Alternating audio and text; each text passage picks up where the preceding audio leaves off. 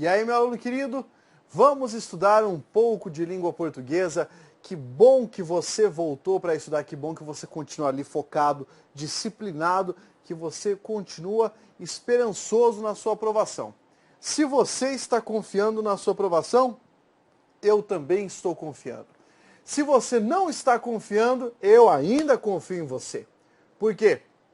Vai chegar um momento em que você não vai se conformar com a situação atual, vai falar assim, eu preciso passar. E quando você pensar que precisa passar, automaticamente você vai pensar, eu preciso entender língua portuguesa. E aí virá uma luz maravilhosa do céu, vai se abrir e fazer, você vai aprender toda a matéria de uma vez. Não, essa última parte não vai acontecer não.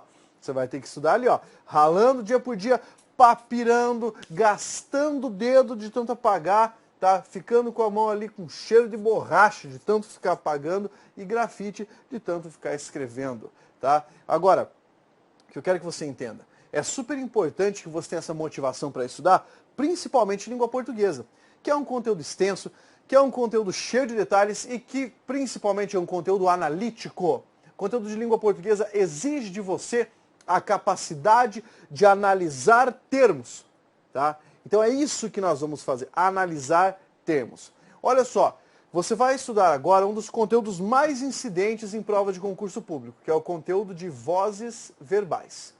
Voz do verbo. O que é voz do verbo? Tá? O verbo vai exprimir uma atitude. E a análise que nós vamos fazer aqui é uma análise de atitude, basicamente. É uma análise atitudinal do verbo. Algo simples de fazer, algo muito fácil. Só que vai demandar bastante atenção, tá? Quero que você preste muita atenção ali, porque essa parte vai ser uma delícia, tá? Para estudar, ó, vai ser uma maravilha. Porém, você vai ter que anotar item por item. Vamos começar? Acompanhe na tela comigo. Você tem a análise da atitude expressa pelo verbo.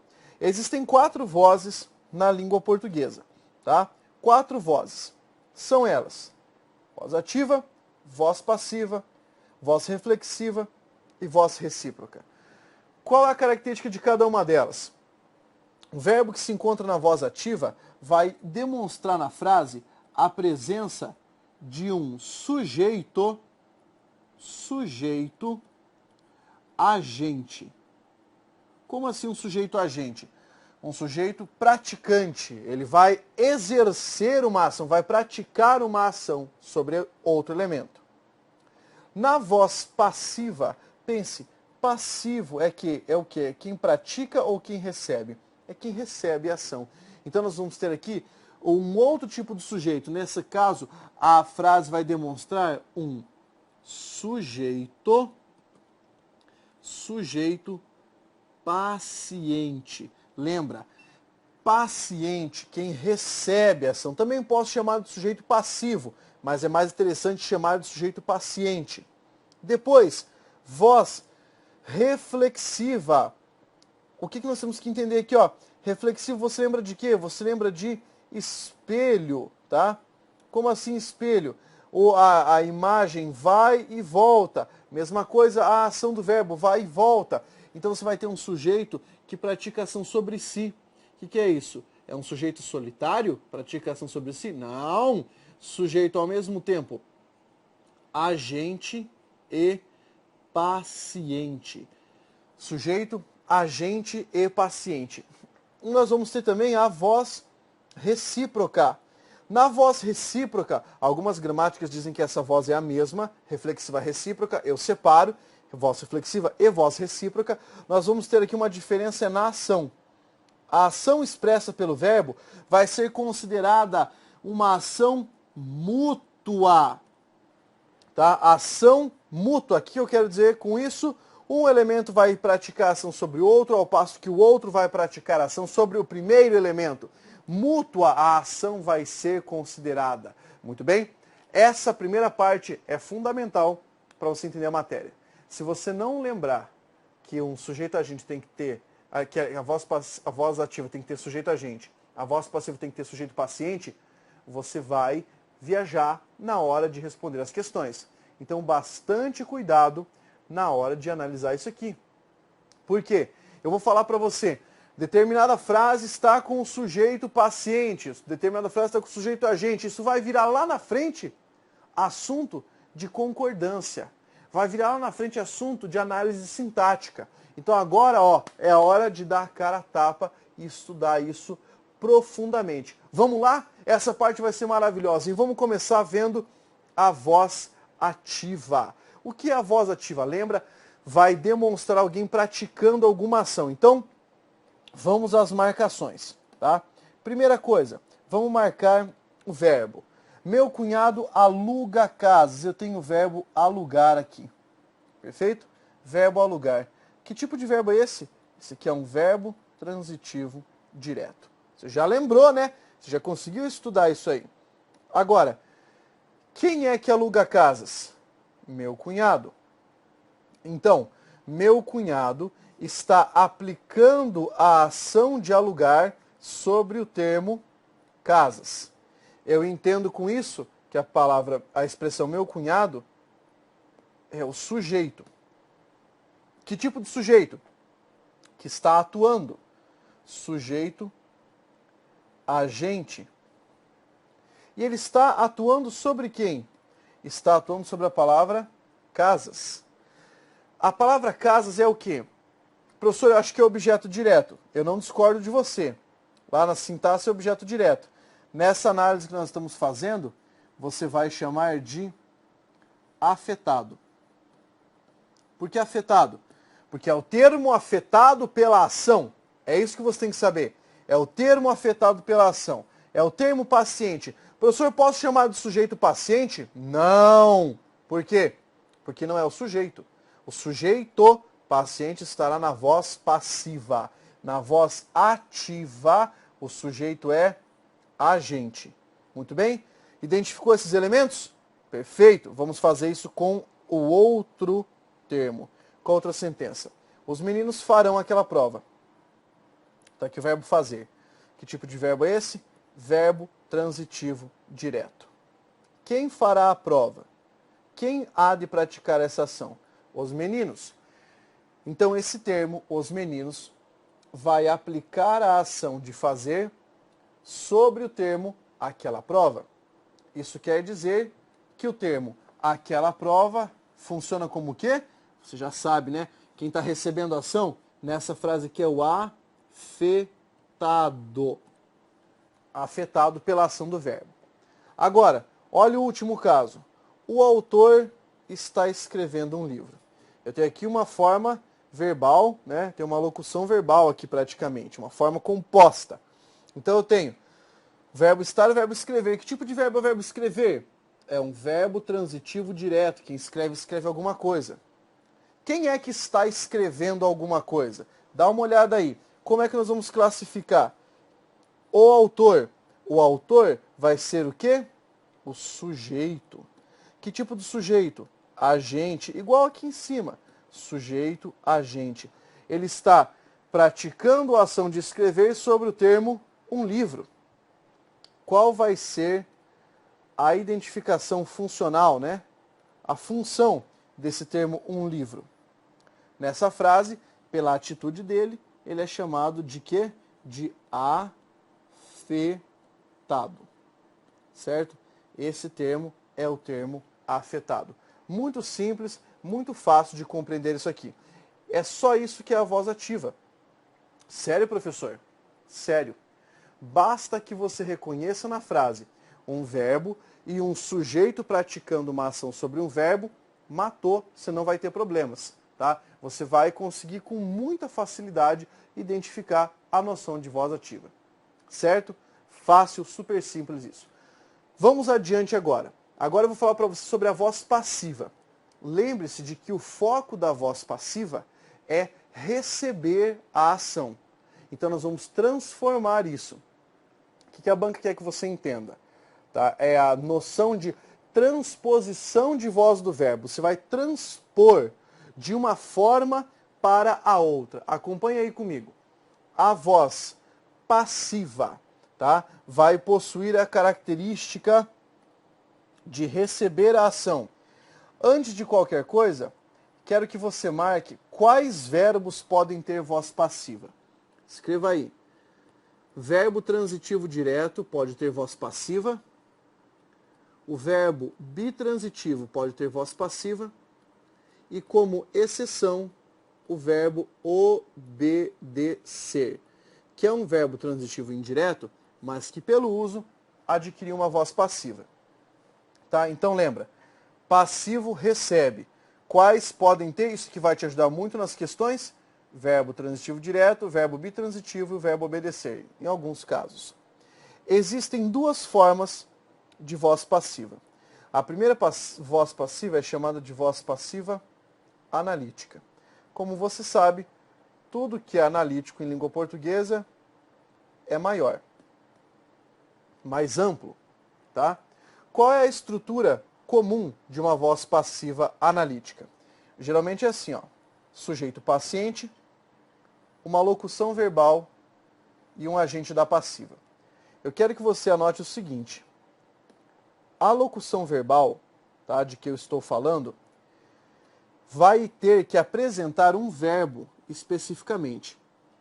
Toda vez que você passa uma frase da voz ativa para a voz passiva analítica, você soma um verbo. Que verbo é esse? Você soma o verbo ser. O verbo ser passa a fazer parte dessa estrutura, tá? Então, locução verbal mais o agente da passiva. Pega aí a estrutura, então. Casas são alugadas por meu cunhado. A primeira coisa que nós vamos fazer é marcar as formas verbais. Eu tenho aqui, ó, são alugadas. Esse termo, são alugadas, você vai chamar de locução verbal. São dois verbos com apenas um sentido. Eu quero que você divida essa locução verbal em dois tipos. O verbo ser aqui e o alugadas. Vamos explorar mais especificamente. O verbo ser que está aqui é o verbo auxiliar. Por que auxiliar? Porque ele está ajudando a montar essa locução verbal. O verbo alugadas é o verbo principal. Característica super importante, olha para cá. Em uma locução verbal de voz passiva, o verbo principal é o verbo que está no particípio, tá? E o verbo auxiliar é o verbo que recebe a conjugação de tempo e modo, a orientação de tempo e modo. Então, como eu tinha casas são alugadas, a forma da voz ativa era meu cunhado aluga casas, presente, aluga, são, presente também, tá? Então aqui é a noção de presente e presente. Muito bem, volte lá. Agora, olha só, o alugadas que está aqui, está no particípio, ficou claro? São, está no presente. Agora vamos reconhecer os demais elementos. Temos a palavra casas. Esse termo aqui não é o termo que está recebendo a ação. Qual é a ação do verbo? Ser alugada. Não são as casas que são alugadas? Sim. Então você vai escrever aqui o termo casas nessa frase que funciona como sujeito paciente. Porque ele está recebendo a ação. Ele que recebe a ação. Agora, essa expressão por meu cunhado, esse termo, tá? Por meu cunhado, não é esse termo que está praticando a ação expressa pela locução verbal? É. Então o que é que nós temos aqui? Nós temos um termo que age na passiva. Ele é o agente da passiva. Agente da passiva. Então, porque ele atua, ele age dentro da voz passiva. O que você tem que saber basicamente? Na transposição, o que era sujeito vira agente da passiva. O que era objeto, complemento, acaba virando sujeito paciente, tá? Então o que você vai lembrar? Vai lembrar ali da dança da troca. Você vai chegar ali dançando Fever Night, discoteca anos 70. Vai ali, pá, e no passo muito louco, você vai pegar o sujeito e vai colocar ali, ó, sujeito ali. Sujeito, agente da passiva. Depois vai fazer o segundo passo, que é muito complexo. O segundo passo é o quê? É objeto direto, complemento, vira o quê? vira sujeito paciente. Objeto, sujeito paciente. E aí pode ir alternando, ó, para você fazer a transposição da voz passiva. Perfeito? É a dança da voz passiva isso aí. Muito simples de fazer, porém exige habilidade, tá? Exige disposição. Vamos continuar? Pega o próximo caso ali, ó. Eu tenho aquela prova será feita pelos meninos. Será feita. Perceba, eu tenho aqui a locução verbal. Nessa locução verbal, quero que você reconheça o verbo ser, verbo auxiliar no futuro, feita, verbo principal no particípio. Muito bem, isso aqui tem que ficar claro. Próximo caso. Aquela prova. Esse termo funciona como sujeito paciente. Tá? Sujeito paciente dessa locução verbal. E aí nós temos esse termo pelos meninos. Não são eles que vão praticar a ação do verbo? Sim. Então eles agirão, tá, na voz passiva. Eles são os agentes, tá? Então agente da passiva. Esse é o nome desse termo aqui, ó, agente da passiva. E por fim, um livro está sendo escrito pelo autor. Vamos lá. A locução verbal está sendo escrito. Professor, essa locução verbal ficou um pouco diferente. Eu sei. Por quê? Porque aqui nós temos 3 verbos agora. Como assim 3 verbos? Vou marcar. Tem o verbo estar, o verbo ser, tem o verbo escrever. De qualquer modo, escrito é o verbo principal, porque ele está no quê? O verbo principal porque ele está no particípio. O verbo ser é um verbo auxiliar, que está no gerúndio aqui, ó. E o verbo estar recebeu aqui a conjugação de tempo e modo.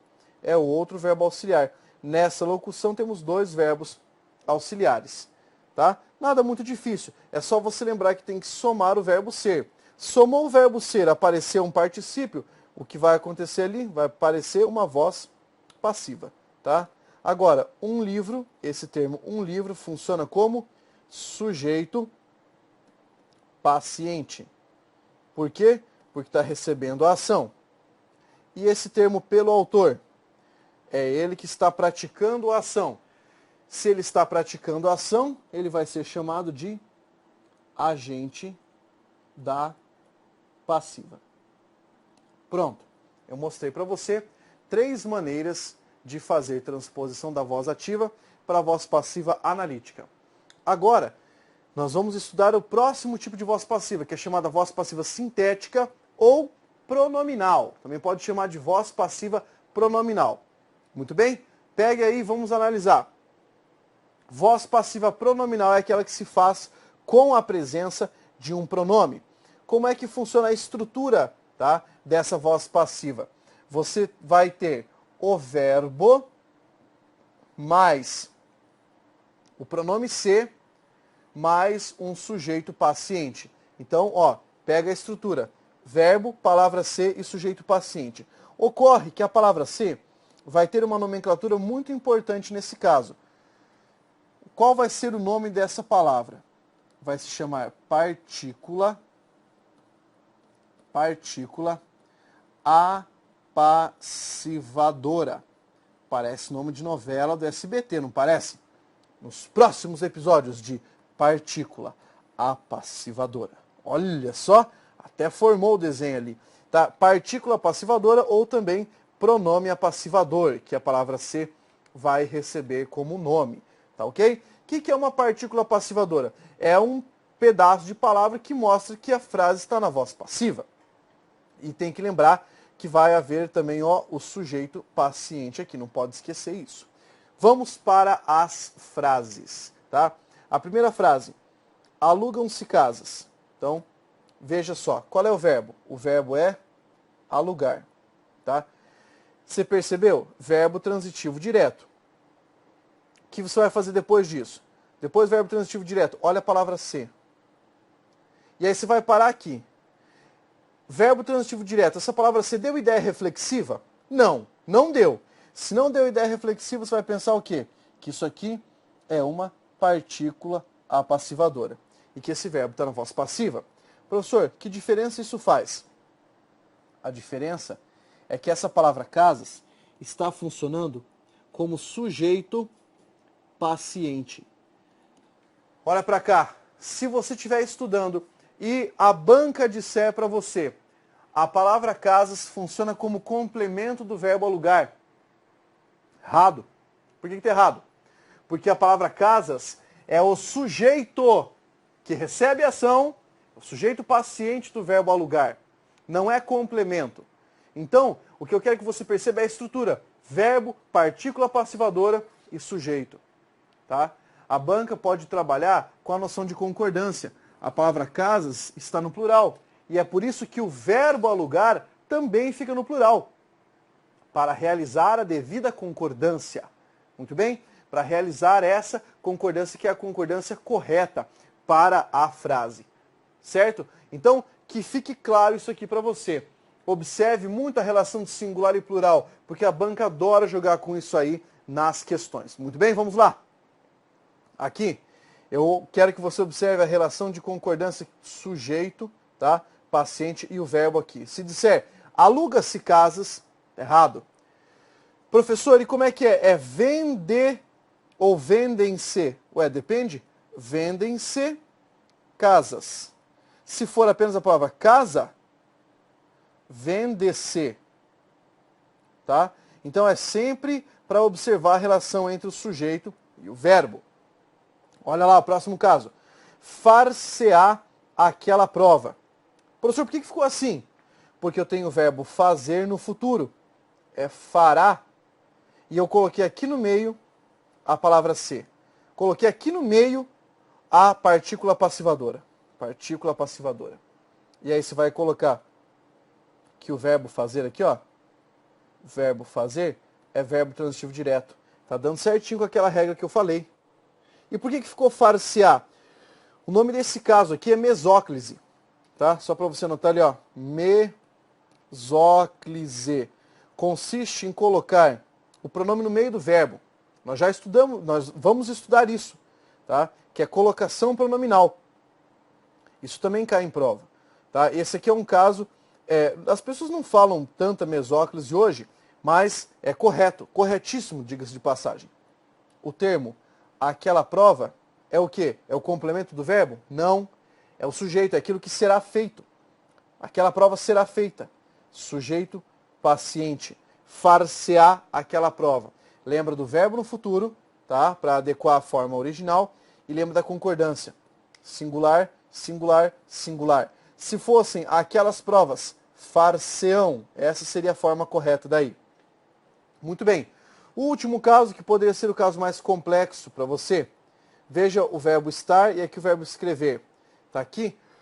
Retiramos o verbo ser e retiramos o agente da passiva. Porque esses termos não fazem parte da voz passiva sintética. Tá? A locução verbal com o verbo ser, nem o agente da passiva. Então aqui, ó, está-se escrevendo um livro. Aqui estão as formas verbais. E aqui a palavra se, a nossa partícula passivadora, deve vir após o verbo auxiliar, para poder garantir a formação da voz passiva. Perfeito? E aí, qual é o sujeito dessa frase? Quem é que está recebendo a ação? Esse termo? Um livro? Esse termo, portanto, é o sujeito paciente dessa sentença. Sujeito paciente dessa sentença. Fácil, simples de entender.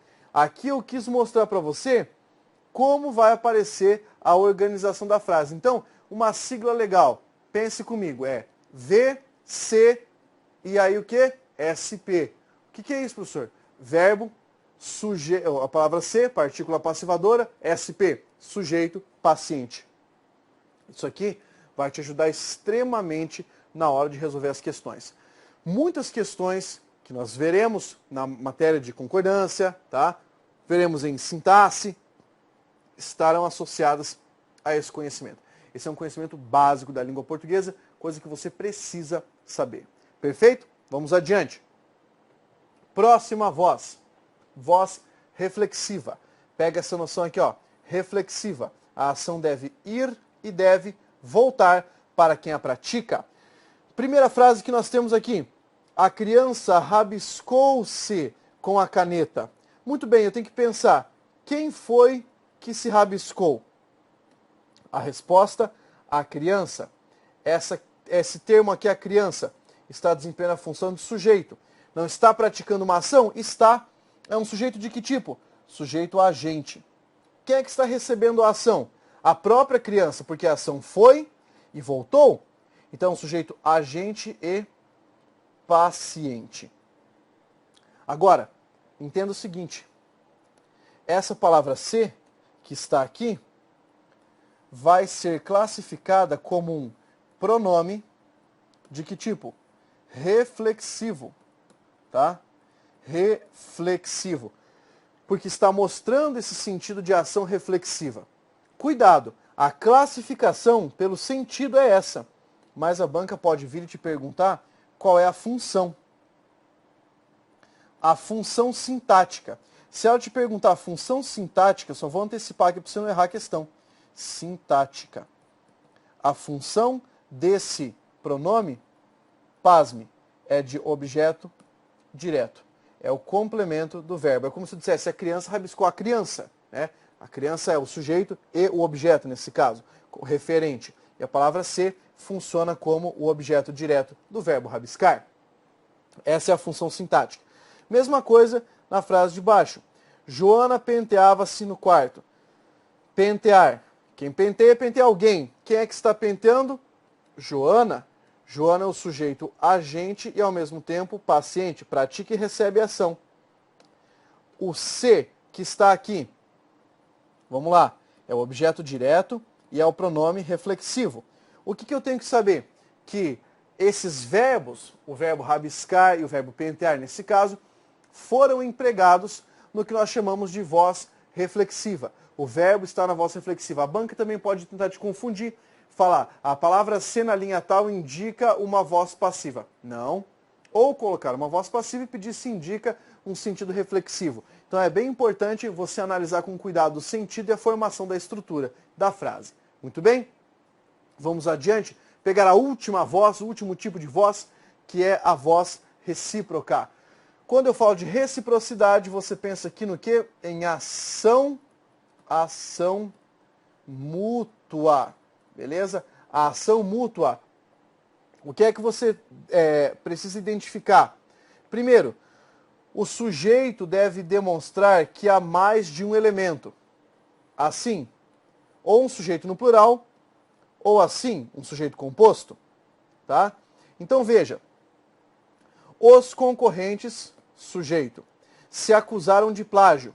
Quando eu falo se acusaram, quer dizer que um acusou ao outro e o outro acusou ao primeiro. Essa palavra ser que está mostrando isso, tá? Que eles se acusaram. A palavra ser aqui, então, funciona como o quê? Funciona como um pronome recíproco. E aqui, pronome recíproco é pelo sentido.